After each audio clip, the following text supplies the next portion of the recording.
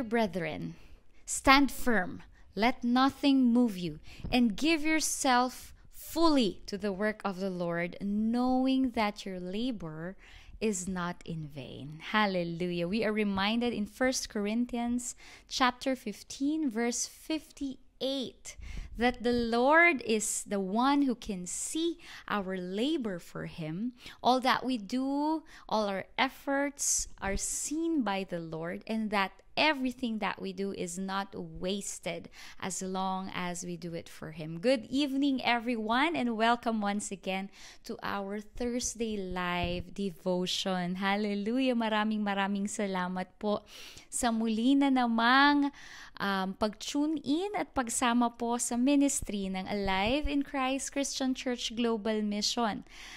International po ito na ating Thursday live devotion. Kaya saan man ikaw, bahagi ng mundo na naroon ngayon at naririnig mo ang boses na to, whether live or replay, we are so glad and we are so blessed that you chose to give time to the Lord para pakinggan ang kanyang mensahe sa iyo in this midweek. Ayan, sa kalagitnaan ng linggo, kailangan mayroon pa ring feeding and reminder ang ating mga kaluluwa ng Word of God. Hallelujah po. Once again, this is Pastora Joy Habon and I will facilitate our devotions for tonight. I encourage each and everyone po na mag-type dyan sa baba at mag-comment ng inyo pong mga kuro-kuro at pag-i-encourage din sa ating mga kapwa, sa ating mga kapwa Kristiyano, ating mga kamanggagawa kapatid na online din po ngayon. Hello po sa lahat ng ating mga masugid. Ayan na.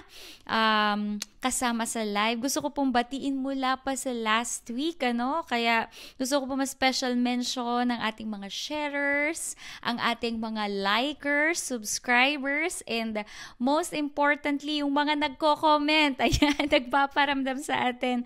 I wanted to shout out dun sa ating mga sharers. Kita ko sila Sister Maria Balderas.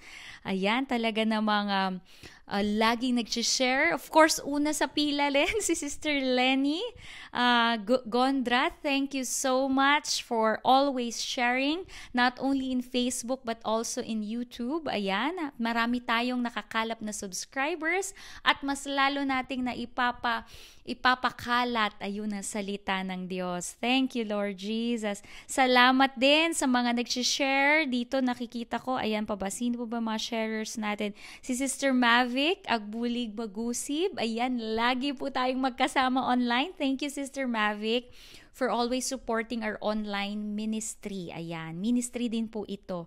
Kaya talaga namang ramdam namin yung involvement and commitment ng bawat isa sa ating pagmi-minister ng word. Sister Lynn, of course, Lynn Agustin. And thank you also for our star senders. Ayan, a recent star sender din natin, si Sister Lynn. Thank you so much. This helps a lot na mas lalo pa po tayo maging visible in our social media platforms. Ayun, as we are gaining more views and engagement, mas lalo pong isasuggest ni Meta or ni Facebook sa mga target audiences o mga kababayan, kamanggagawa natin ang ating live ministry. Kaya mahalaga po yung pag-share ninyo. Hindi ko po makita ang lahat, but I am doing my best to mention all those sharers. Thank you so much for sharing, Pastora Riza, Pastora Estela. Ayan, nakikita ko po. Sinishare nyo po ang ating mga live segment. Sister Fatima, ayan, our frequent sharer. Sila Sister Joyce, ayan, nakikita ko rin po nag-share. Sila Sister Malu.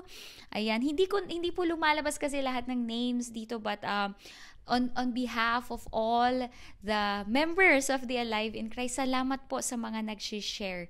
Salamat po dahil mas lalo pong lumalakas ang ating reach.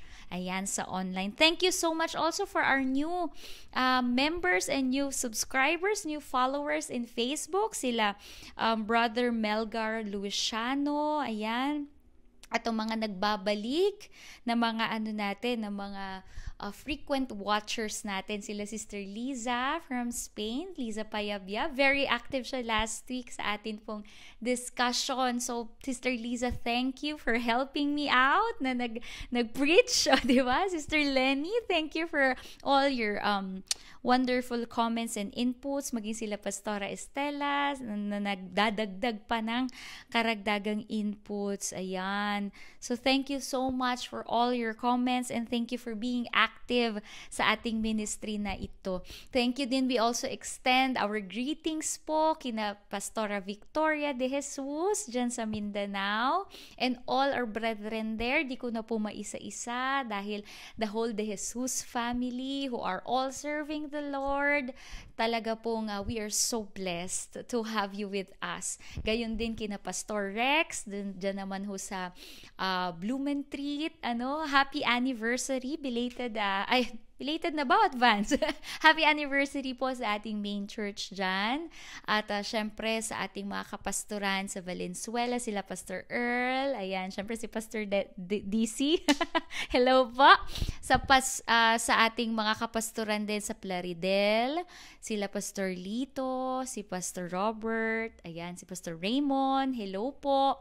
At syempre sa ating pastora din po dyan sa ating ministry sa Pangasinan. Ayan. So, hello po sa lahat ng ating mga kapatiran dyan.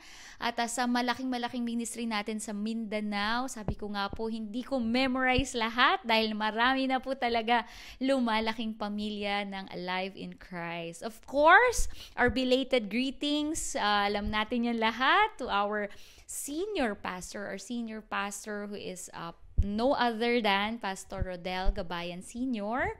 And we praise God for his traveling mercies at ngayon ay siya ay safe na nandyan na sa Pilipinas at mayroon na naman pong naka-line up na mga missions and ministry work for the servant of the Lord. So let's sustain him in prayers at patuloy na ma-advance niya palalo ang agenda ng Panginoon sa ating ministry at sa kanyang buhay. Hallelujah! Ayan, so napakaganda po ng ating topic for tonight. Hindi po siya bago at hindi siya malalim na pag-aaral, ngunit alam ko po na malaman at masustansya na naman ang atin pong mensahe na maririnig sa Panginoon pagkat yun naman po talaga ang salita ng Diyos, diba? Yun po ang tunay na nagbibigay ng nourishment sa ating pinakakaibuturan at tunay na pagkatao. Ayan. So, praise God for His Word and praise God that we will be able once again to open, meditate, and savor the goodness of God through His Word tonight. Hallelujah! So much for my introduction. Alam ko medyo napahaba na. Nabati na natin ang bawat isa. Kaya tayo ay papasok na sa ating discussion for tonight. So, without further ado, let us start it with an opening prayer. Come on, pray with me. Hallelujah. Lord Jesus, we acknowledge the power of your word amidst us. We know, oh God, that you said in the Bible that in the beginning was the Word, and the Word was with God, and the Word was God. So we pray, Lord, that as your word is revealed, reveal your power, reveal yourself among your people, and continue to enlighten our hearts and our minds through the message that you're going to minister. Holy Spirit, have your way in speaking to each and every single heart that is listening tonight.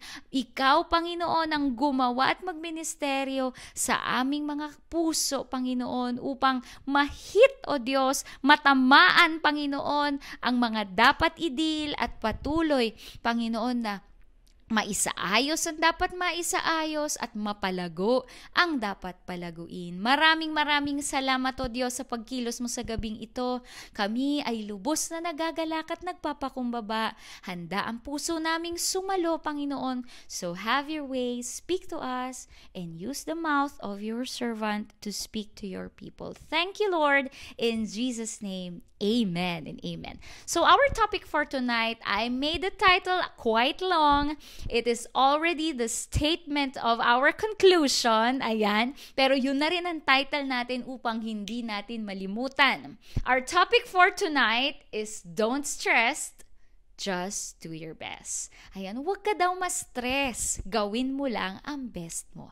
Yun ang ating pag-uusapan sa gabing ito. Bakit? Kasi lahat ng mga tao ay subject to stress. If you are inclined in this topic, kung mahilig ka na nanunood tungkol sa mga stress management, I also have a study. We also had a devotion regarding this about biblical stress management. Ayan, nagkaroon tayo ng ganyang discussion before. You can look it up. Pwede mong hanapin dito sa playlist natin sa Facebook about biblical stress management. I encourage everyone, kung ikaw may extra time, you can have another devotion day, i-replay mo yon because those are very helpful tips on how we handle stress. But that's not our topic today. Ang topic natin ay huwag magpa-stress. Ayan. At gawin lamang ang ating best. O, diba? Simpleng-simple. The main text that we're going to meditate on tonight ay hindi masyadong marami o mahaba. Ito ay hango sa Kolosas, Kapitulo 3, talatang 23 hanggang 24. Or in English, Colossians chapter 3, verse 23 to 24. Let me read to you in the New International Version. Sabi niya dito, whatever you do, work at it with all your heart, as working for the Lord and not for human masters, since you know that you will receive an inheritance from the Lord as a reward. It is the Lord Christ that you are serving. Maganda rin pong basahin natin sa ating sariling wika sa Tagalog. Sabi rito, Colossus 3:23, ano man ang gawin ninyo, gawin nyo ng buong katapatan na parang ang Panginoon ang pinaglilingkuran nyo at hindi ang tao. Alam naman ninyong may gantimpala kayong matatanggap sa Panginoon dahil si Kristo na Panginoon natin ang siyang pinaglilingkuran ninyo. Purihin ng Diyos sa pagkakabasa ng kanyang makapangyarihang salita. Hallelujah! This is God's reminder for each and every one of us. Ano man daw po ang ginagawa natin, gawin natin ito ng ating buong puso. Ayan, hindi kalahating puso, hindi 1/4 lang na puso. Sabi, buong puso.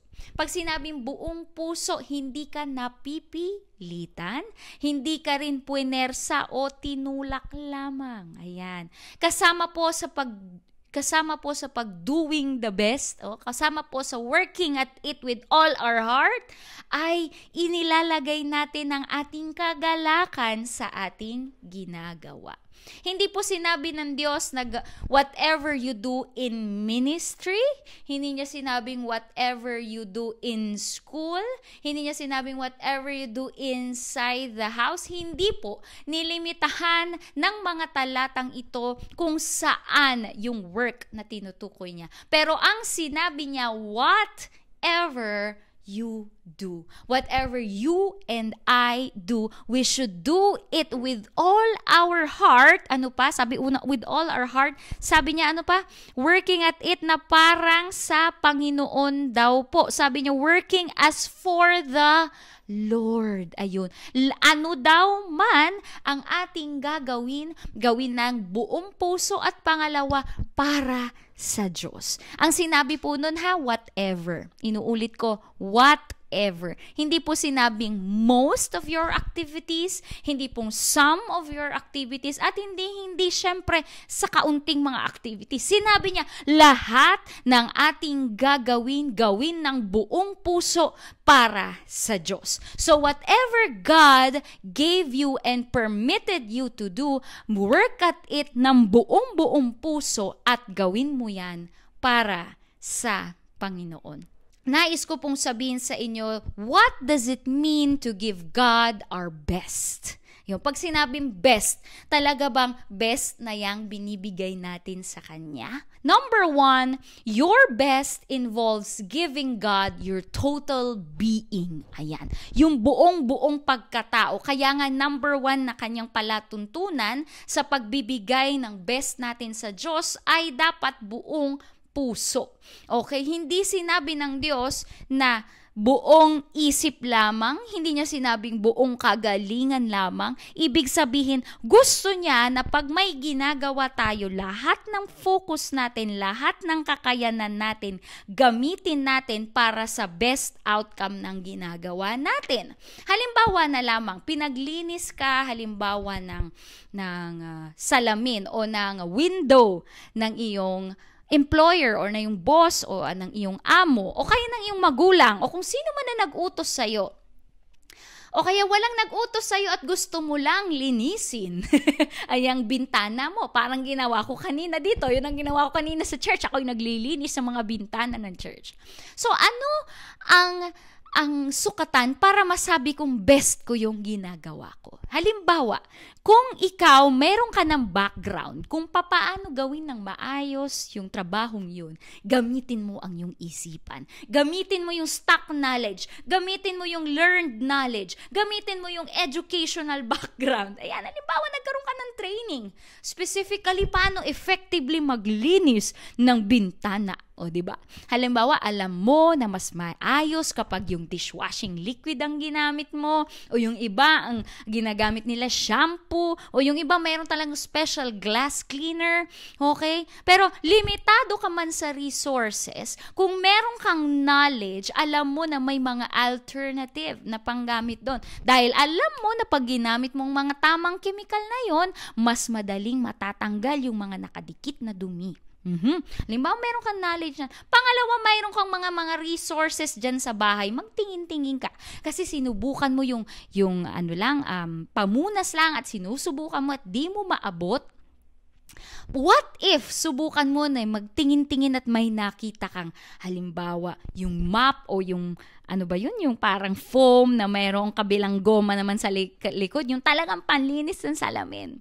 So, if you really want to give your best, you use what you know is best and you use the resources that is best to attain the best outcome of what you are doing. So, yung alam mo, yung mayroon na resources, gagamitin mo, At syempre, pangatlo, yung technique. Halimbawa, marunong ka na talaga at dati mo nang ginagawa yan, talaga namang, ganito to, may ipael ito, paganyan muna, tapos ibababa mo para yung tutulo dito lang sa gilid at madali ng linisan. At pagkatapos, kada hila mo pababa, pupunasan mo yung goma para pag nilagay mo ulit, abay hindi madudumihan yung nalinis ng bahagi ng bintana. O, diba? Napakaganda ng topic natin, bintana. No, but that's just my practical example to show you na kung ano man ang meron ka, may knowledge ka, may diskarte ka, ito nga magagaling sa mga Pilipino, kahit walang gamit, basta may diskarte, pwedeng remedyohan. Ayan.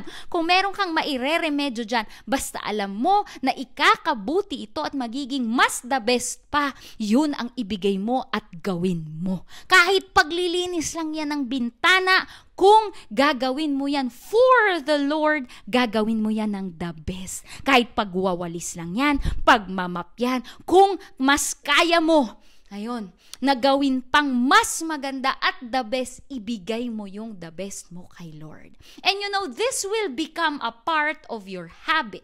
And what happens to your habits is that when you repeatedly do your habits, it becomes your character. Yun. Yung mga habit mo na mga kinakasanayan mong gawin ay eventually magiging bahagi na ng pag-uugali mo. Kaya simulan natin yan sa mga maliliit na bagay in doing our best before the Lord. Hallelujah. Amen po ba? Amen po. Naniniwala ako na kapag nakasanayan mo kasi na ibigay yung the best mo, lalong-lalo na kung ang nasa isipan mo ay para kay Lord yan. Pag naging habit mo na yon, lalabas lalo yung excellent service, yung excellent performance, yung excellent lahat sa'yo. Kung estudyante ka, yung excellence mo sa pag-aaral. Kung nagtatrabaho ka, yung excellence mo sa performance. Kung nasa household ka, yung excellence mo sa household management mo. Yan, lalabas yan lahat. Basta i-train mo yung sarili mo na huwag ibigay yung basta-basta. Kung hindi ibigay lagi yung the best. At alam mo, makikita po sa mga tao yan. Yung mga tao, minsan postura pa lang, gusto nila the best. Hygiene pa lang, gusto nila the best. Pagsasalita pa lang, gusto nila the best. Don't take me wrong. Of course po, pastora, wala namang perfect. Correct, wala naman po talagang perfect. But you know, in the scriptures, sabi din doon, be perfect because your Father is perfect. Diba? Ibig sabihin, hanggat kaya natin, let us strive to do the best. Pero pastora, bakit parang contradictory? Sabi mo kanina, don't stress, just do your best. Alam nyo po, kaya natin to pinag-aaralan. Kasi kabaliktaran sa kaisipan ng mundo na kapag binigay mo yung best mo ay masistress ka. Actually, ang katotohanan po ay balik. Bakit? Kasi po, pag binigay mo yung best mo, doon natin masisiguradong mas kokonte ang stress mo. Why? You know, the major contributory factor sa stress ng tao? Yung regret. Ano yung regret? Yung pinagsisisihan. At bakit nagsisisi ang mga tao? Dahil hindi nila binigay ang lahat ng makakaya nila sa isang bagay, sa isang pwede nilang gawin. Diba? Kaya, tingnan nyo po, like na lang, gagawin ko na lang pong mga illustration ng mga students. Diba, kapag kunyari may quiz, at alam mo naman, nakaschedule ang quiz, i-announce ng teacher yan, at magre-review ka. Bibigyan ka ng tsansa na makapag-review. Pero, kahit pare-pareho kayo ng natutunan, kahit madali lang ang topic o madali lang ang quiz, mayroong mga estudyante na gagawin yung best nila na mag-aral, mag-memorize, intindihin yung prinsipyo. Kaya sila yung nakakakuha din ng the best. At pag nagawa nila yung best nila, nakuha nila yung best nila, nakuha rin nila yung best score, adi, ang saya-saya nila. Wala silang stress sa buhay. Samantalang yung mga nagpetics at hindi binigay yung best nila, hindi makakakuha ng best grade na maaaring makuha, ngayon sila mamomroblema, magre-remedial sila, o mag-aaral sila ulit, o maghahabol sila sa susunod na quiz para makabawi kung bumagsak sila o hindi maganda yung grade nila. Parang ganun din po sa buhay. Kapag nakasanayan mo nang binibigay ang best mo sa lahat ng ginagawa mo, kahit pagtututbrush lang yan, paggayat lang yan ng sibuyas, kahit pag-aararo dyan sa bukid, kahit pamimitas ng mga halaman, pagtatanim ng mga halaman, pagmiministry, pagiging doktor, pagiging inhenyero, pagiging OFW, ano man ang ginagawa mo, kapag sinanay mo ang sarili mong ibigay ang best mo dahil alam mong sa Diyos mo ginagawa yan, ikaw rin kapatid ang makakaranas ng benepisyo na mawawala ang regret mo sa buhay at stress mo sa buhay. Kaya kapatid, huwag kang magpetics. Kung ano man yung nakahain sa yung gagawin mo, gawin mo na yung best mo ng buong puso mo. Lahat ng kakayanan mo, abilidad mo na kaya mong ibigay para makakontribute dyan, gamitin mo na. Diba? Maging madiskarte ka. Kasi kaya ka binigyan ng talinong yan, kaya ka binigyan ng lakas na yan, dahil may gagawin ka sa kalulugod ng Diyos. Ako po halimbawa, binigyan ako ng malakas na isipan, diba? Matatas na bibig, pero hindi ganun kalakas ang aking katawan sa pagbubuhat. Halimbawa lamang. Pero kung ikaw naman, binigyan ka ng lakas, binigyan ka ng diskarte, binigyan ka ng talento, binigyan ka ng kasiyahan, binigyan ka ng personality na magaling magpatawa o magaling patawanin na sarili mo. Gamitin mo ang lahat ng bagay na yan para daging the best lagi ang ibibigay mo sa Diyos. Number 2, what does it mean to do your best? Number 2 is your best involves giving God your first of everything. Ayan, eto naman po.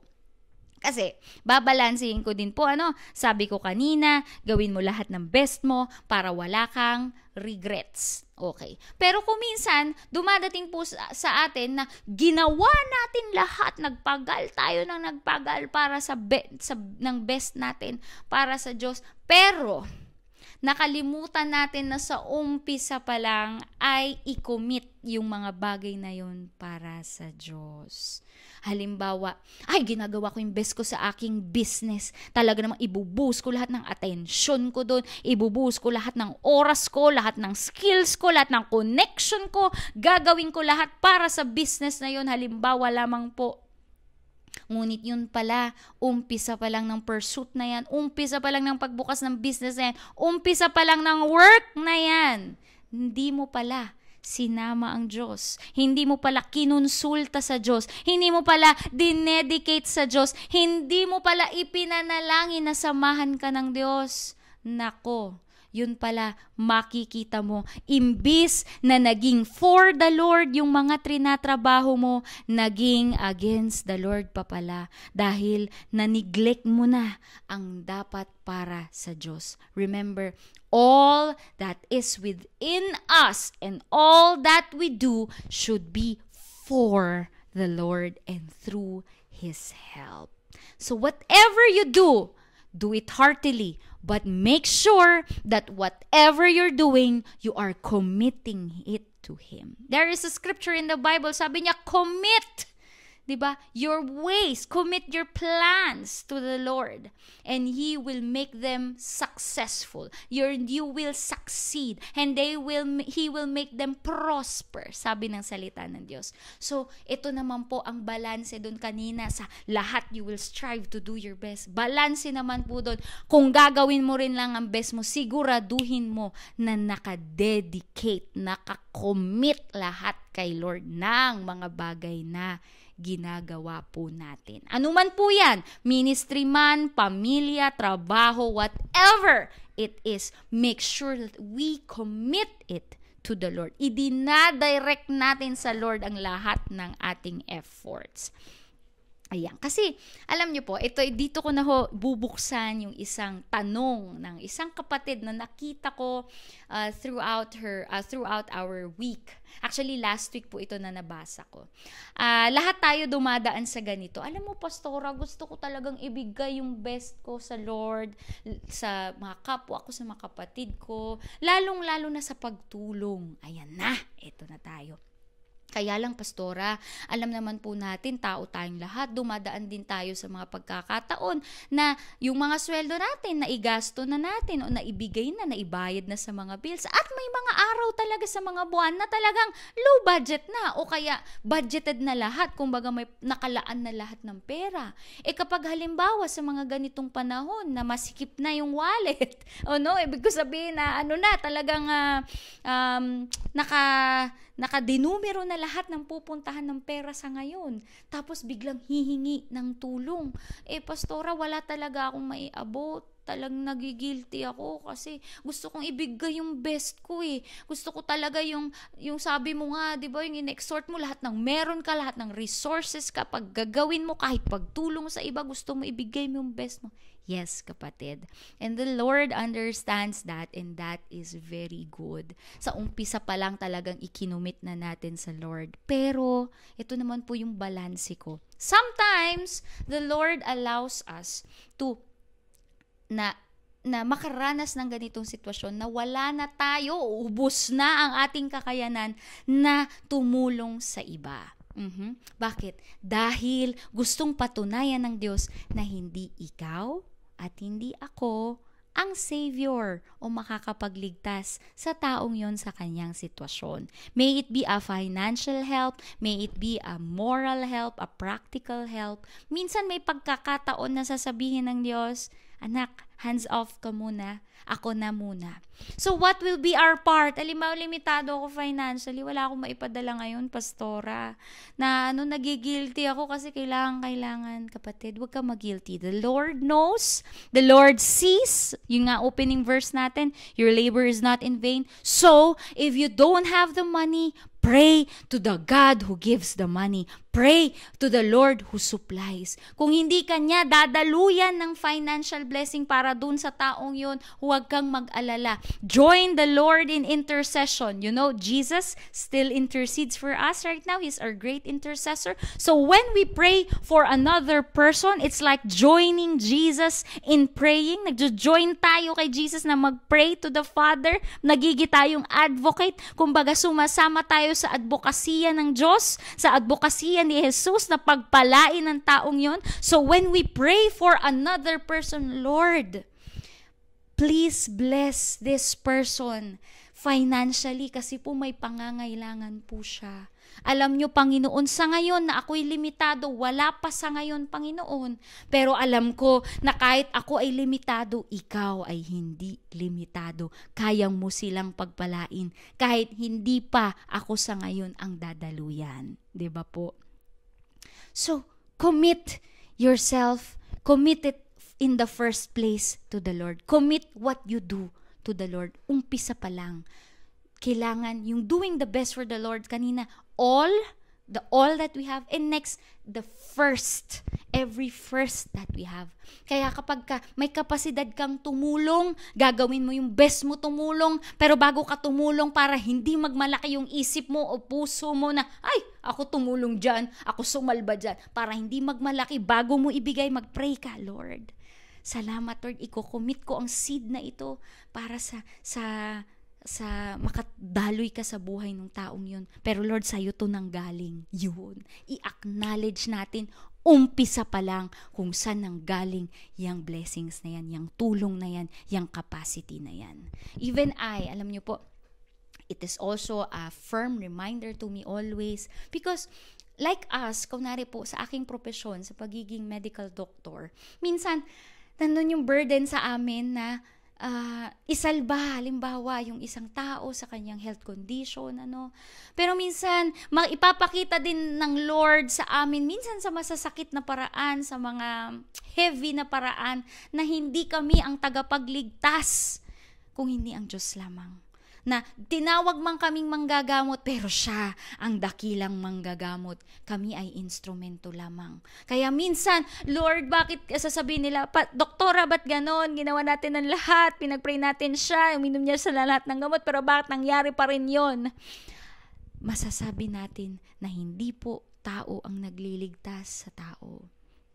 At ang kaligtasan ay hindi lamang po sa health, sa wealth, sa joy, sa riches, sa popularity, sa fame, sa satisfaction. Hindi po doon ang kaligtasan. Ang tunay na kaligtasan ay ang paruroonan ng kaluluwa ng tao sa wag magpawalang hanggan. Kaya kung minsan may mas malalim na layunin ng Diyos, kaya inaalaw niya ang mga bagay-bagay, kaya kahit sabihin mo, Lord, ginawa ko naman yung best ko, bakit hindi pa rin naging maganda yung resulta? You did your part. If you did your best, you did your part. Just do your best according to what God is telling you to do. Okay, kaya huwag ka ma-stress. Hindi mo sila matulungan sa ngayon, huwag ka mag-alala. May Diyos na kayang tumulong sa kanila. Ano ang part mo? Ano ang best part na gawin mo? Ipag-intercede mo sila, mag-pray ka ng totoo sa puso mo. Lord, hindi ako nagpapagaling, ikaw nagpapagaling. Kahit doktor ka, inhinyero ka, mayaman ka, anumang abilidad meron ka, pero may limitasyon ka pa rin. At yun ang pinaaalala sa iyo ng Diyos. Hindi ikaw ang Diyos, hindi ako ang Diyos, hindi sino mang tao ang Diyos. Ang Diyos lamang ang nakakapagligtas. Ang Diyos lamang ang tunay na makapagsasalba. Kaya kung limitado ka na, natulungan sila. The best thing you can do is to put your faith on God. You put your faith on God and help that person put also their faith on God. Hallelujah. Don't stress about it. Know when it's the time to let go of your troubles and let God deal them as He pleases. Hallelujah. Hallelujah. I feel the Holy Spirit minister right now. Baka ikaw ang kinakausap ng Diyos, kapatid. Kung nag-isip, paano, saan, kailan matatapos ang bayarin, kailan mapupunan to, If you did your best already, ginawa mo ang lahat ng pinagawa sa iyo ng Diyos, yung talagang lahat, at alam mo sa puso mo na sinunod mo lahat ng practical counsel niya, sinunod mo ang biblical instruction niya, for example, to give your tithes to the Lord, to obey Him, to forgive people, to set yourself free, to serve the Lord, at ginawa mo naman ang lahat ng may buong kagalakan at buong puso, ginawa mo na yung part mo, then relax. Okay. Sabi ng Bible, sino bang magtatanim o sino bang farmer? Ang pagkatanim niya tititigan niya yung seed niya. Tititigan niya buong magdamag. Tititigan niya, umuusbong na ba? Tititigan niya hanggang sa, hindi, di ba? Anong ginagawa ng farmer? Matapos niya itong itanim, didiligan niya, at pag nagawa na niya ang kanyang part, when he did his best, he entrusted to God who gives the increase. Naalala ko pa yung isang Bible verse, sabi niya, Paul planted, Apollos watered, but God gave the increase. Oo, mayroong ginamit na magtanim, mayroong ginamit magdilig, pero ano pa man yan, sino pa man ang gumawa ng best nila, ang Diyos pa rin ang nagpapatubo, ang Diyos pa rin ang lumilikha, ang Diyos pa rin ang gumagawa ng paraan, ang Diyos pa rin ang sumasalba.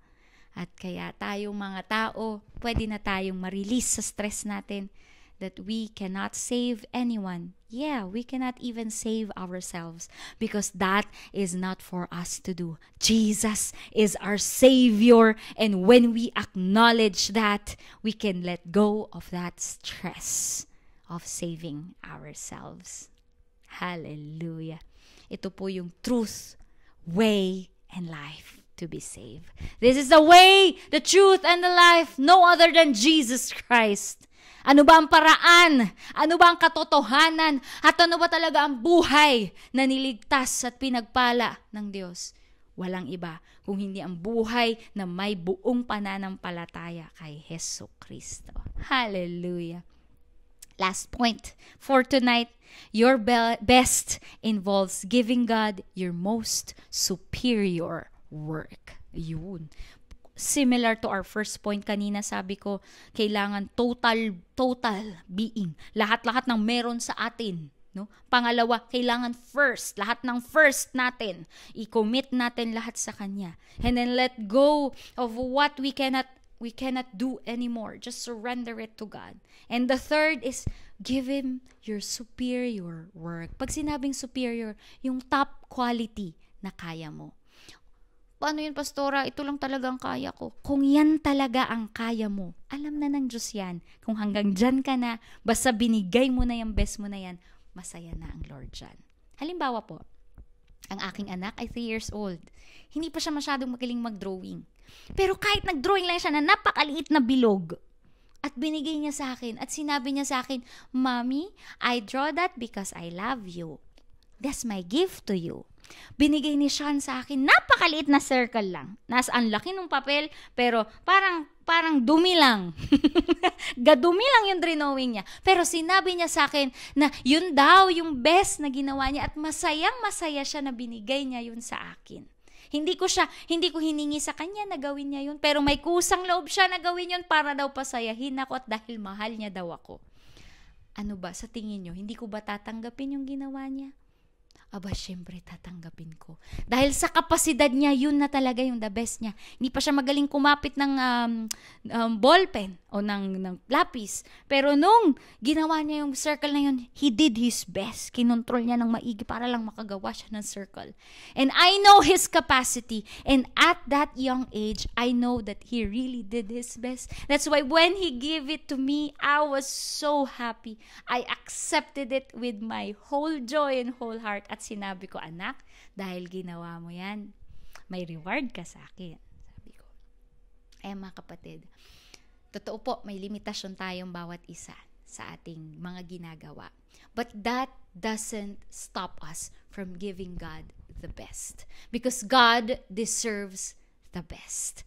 Tandaan po natin, ang buhay natin ay isang pagsamba sa Kanya. Sabi ng Roma 12:1, sabi niya, "My dear brethren, I urge you to present yourselves as a living sacrifice." Isang buhay na handog at katanggap-tanggap sa Panginoon. Ibig sabihin, lahat ng ating iniisip, ginagawa, nagiging alay na sa Panginoon. And this is the real spiritual act of worship. I was exhorting about worship last week. And this is the real meaning of worship. Our real response to who God is in our lives. Pag kilala mo kung sino ang Diyos, kilala mo kung gaano siya katindi, ang kabutihan niya, ang katapatan niya, ang kaluwalhatian niya, ang service na ibibigay mo, ang worship na ibibigay mo, ay syempre hindi aabot o hindi tutumba sa kanyang kagalingan. Pero at least at the most of what we can, yun ang iaalay natin sa kanya. Dapat the best kasi deserve ng Panginoon ang the best. Limitado ka man, I don't care, but if it's your best, then offer it to the Lord. And this is God's challenge to you. Whatever it is that you are doing, do it unto the Lord.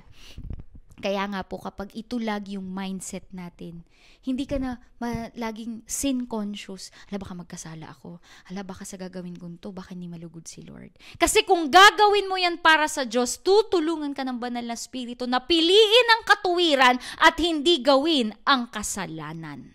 Hallelujah. That's why, do your best. Good morning, Lord. Pagkagising mo pa lang sa umaga, Holy Spirit, help me do my best for you, my God. Hallelujah. At dito makikita ang karakter ni Kristo sa bawat isa sa atin. You know, Jesus Christ did His best. He endured even the death to the cross. Anong bang krus ang binubitbit mo ngayon, kapatid? Kinaya ni Jesus ang kanyang krus, hindi dahil lamang siya ay Diyos, ngunit dahil ipinakita niya sa atin na makakaya natin ang lahat ng bagay basta't kasama natin ang Diyos. Remind yourself, I can do all things through Christ who strengthens me. And if Christ is in you, it's no longer you that lives, but Christ living in you. Galatians 2:20. And if it's Christ who is living in you, then the same Spirit that longs to give God the best, the excellent service, the excellent prayer, the excellent of everything we say and do, lives in you. Hayaan mo, kapatid, na makita ang pagiging excellent sa ating buhay. Ano man po ang ating ginagawa. And there's no now condemnation to anyone who is in Christ. Kung alam mo na may mga in the past weeks or days, hindi mo na ibigay yung best mo, don't worry. God is not condemning you. God is just reminding you na, anak, I know you can do better. And I know that you want to give me your best. So, not by your might, not by your power, but by the empowering Spirit of the Lord, who is the Holy Spirit, kakayanin mong ibigay ang best mo para sa Diyos. Amen. Hallelujah. Nawa po ay mayroon tayong natutunan sa ating pag-aaral ngayong gabi. Ano man po mga kuro-kuro nyo, pwede nyo pong i-type dyan and I can read them on dahil we have limited time. I will now be closing our discussion. Samahan nyo po ako sa maikling prayer na ito. Panginoon, maraming salamat sa gabing ito for reminding us to give you the best of all that we are doing, that we want to give our total being. We want to give, Lord, you what is first. We want to commit everything to you first. And Lord, that we will give our superior work the best that we can do. And at times that when we are limited, Lord, thank you for reminding us that past these limitations, you are the God who will move. At sa mga oras na hindi na namin kaya, isusuko namin sa iyo, Panginoon. Hindi kami magpapastress sa mga bagay na ito. At ilalagak namin ang pananampalataya sa iyo, Jesus, dahil sapat ka At tunay nga, Panginoon, na Ikaw ang nagliligtas, nagpapagaling, nagpapala at sumasalba sa lahat ng nananampalataya sa iyo. And we take your word at it on its face value and on what you said, Lord, that whoever calls on the name of the Lord will not be put to shame. And your word is living and active and powerful, and it will not return to you void. So, Father, right now, let the power of the spoken word be made manifest to your people in the name of Jesus Christ. We give you back all the glory, honor, and thanksgiving. In Jesus' name, amen. Muli, maraming salamat po sa pagsubaybay sa atin pong weekly devotions. I hope to see you again next Thursday. Continue praying for our ministry at sa continuous pong paglago at pag-improve ng ating pong technicalities and even our spiritual impact to the lives of the people who are watching and being reached through this ministry. God bless everyone. This is Pastora Joy saying, don't stress. Don't stress about it. Just do your best before the Lord. Hallelujah. Good evening, everyone.